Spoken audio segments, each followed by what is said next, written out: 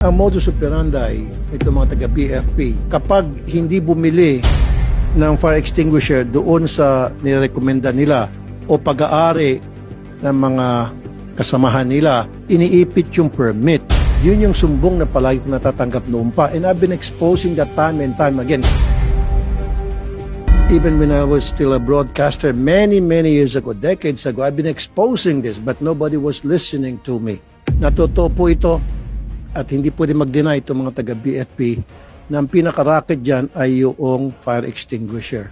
Kino-corner nila ang fire extinguisher, bentahan, pabor doon sa kanilang kasabwat na manufacturer. Now, ang tanong ko sa mga taga-BFP, ano po yung mga ginagawa niyong polisiya ngayon nang hindi na maulit ito at magiging malinis na po talaga ang pagpapatakbo ng BFP when it comes to inspection ng mga fire extinguishers? Bold move of the BFP is to relieve the 902 fire safety inspectors and Metro Manila and other regions will soon follow. Another way na para ma-distinguish nyo kung meron ba talagang nangyari parang anomaly, Mr. Chair, pag pupunta ka sa mga buildings, sa mga mall, isang brand lang ng fire extinguisher ang nakalagay sa lahat ng business establishments.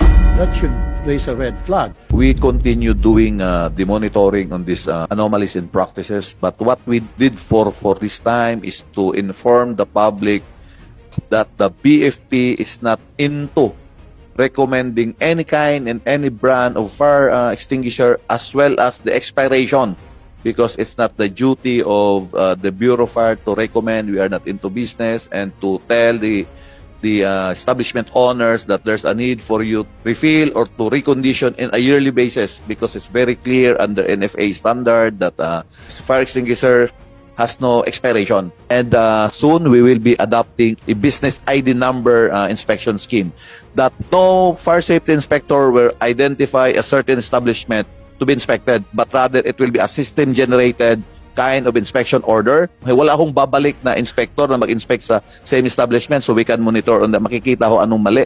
Then it will be like the LTO renewal of registration. That establishment renewed their FSIC on demand corresponding to the last number of their BIN. So dapat meron kayong deadline, meron kayong number of days na allowed na after that, kailan ma-release.